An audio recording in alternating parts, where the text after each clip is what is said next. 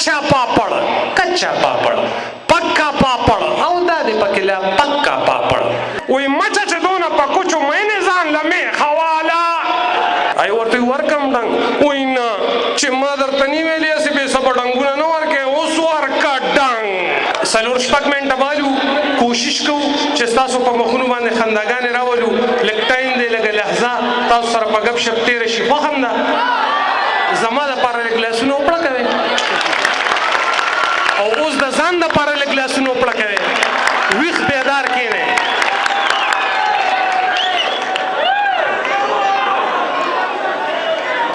وی توره کلم میں گورے مچیڑخ پیمانه بشي توره کلم میں گورے مچیڑخ پیمانه بشي دغه سبق راته خوشحال زوی د شاباس پرېښی دی او دومره ورکوټې ښکار مې نه لګي خو بیا هم واورئ مونږ اکثر ګورئ په چتي پسې باس پرېښی دی سټارټ به یو ګرم څیز نه واخلو دا زه هر ځای کې وایم چې دا یو داسې کلیوال څیز دی چې څنګه پې زه نه پوهېږم انشاءالله داسې او پې تاسو هم نه پوهېږئ صحیح ده وی ورکه بلازګر د پخو 70 75 پاوا پخ بخو مړ کنه ماته پر چوڑ خلاصي بوجه سپیده خپل پړه مړ خره وشته خطا کنه تړې تنگ سره سره لوی سندان پښپک په سردان ساتو په کاکه کې زور نشته په لکه ګړنګ ډوړنګ سپاره ټنګ اوچنه بوچنه چوڑ شنګ الک نه چینار دی چینه د ګلوون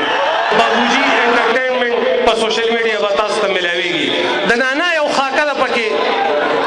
نانا بیماری اپریشنی ډاکټر سرجن لاړ شي او ډاکټر ته وی اپریشن کو ډاکټر ول اپریشن کوي چې ډاکټر نانا له اپریشنو کې خېټه کې ته کینچی پاتې شي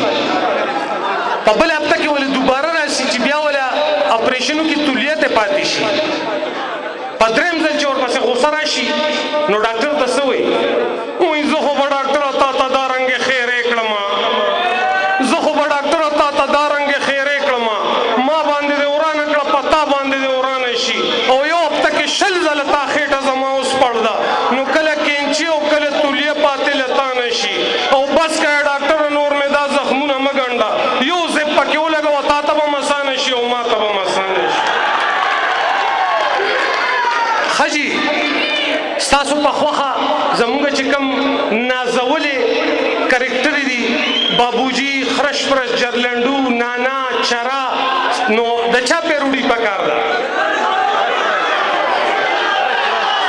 حاجی خرش پرش ډیره مشهوره خاکه ده تورابان دی چې ته کم ټایم کې ښځه وتښتئ نو جرلنډو ناستي ماشومان ورسره ناستي نو جرلنډو خرش پرش ته وایي خرش پرش دا ټول واړه وایي چې مونږ ته کیسه وکړه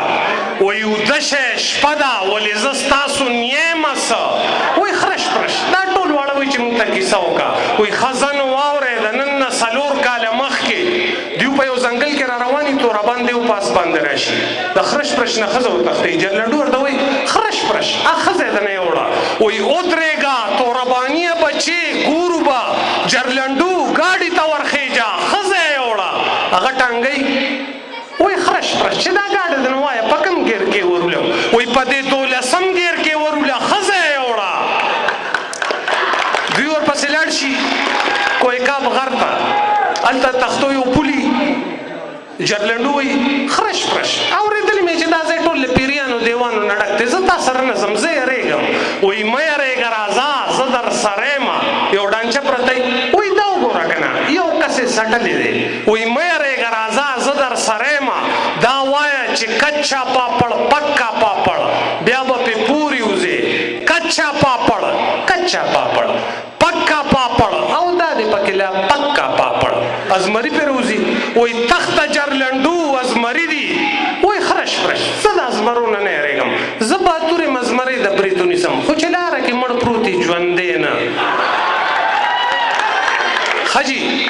نانا ورکړه بالکل د اوسني حالاتو سره جوړېږي اسه چې دي الیکشن ته ودرېږي چیرمین ته وایي مالم ټیکټ راکړه دې ځل زه موټونو ته ودرېږم دا وګوره دا سال دی اوړه نشته بجلی نشته ګیس نشته هېڅ هم نشته غریب تباه دی هغه یو کس راشي چیرمین ته غوږ کې وایي جي نانا لسم پیل دی وایي نانا ته لسم پیل یې ستا کاغذونه خراب دي ته الیکشن ته نشې ودرېدی وایي بس ټیک ده زه به آزاد امیدوار ودرېږم یا به د بلې پارټۍ نه ودرېږم. جلسې ته خطاب کوي وایي زما کمک لورونو راغونډ شئ دا سال دی اوړه نشته بجلي نشته ګیس نشته هېڅ هم نشته. ای ورته وایي ورکړم ډنګ وایي نه چې ما درته نه ویلې هسې بې څه به ډنګونه نه ورکوې تاسو ما پاس کړئ نو بیا ګورئ. ای ورته وایي ته به څه وکړې وایي زه به نه دا باقي پاتې سرمن په ولاړه وباسم او دا زمونږ خپل پاکستان دی د چا پکې څه کار نشته سټلې دله خرڅوم.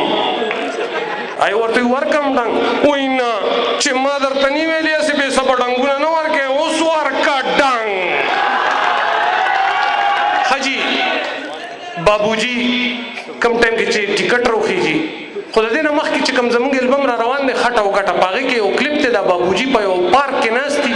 پیسټري خوري د پاسه پې کوچي یو مچ راځي او ډېر زیاتې تنګۍ دی ورسره کله جوټې کراټې کله یو څه کله بل څه چې ډېرې تنګ کي نو دې مچ ته څه وایي دې مچ ته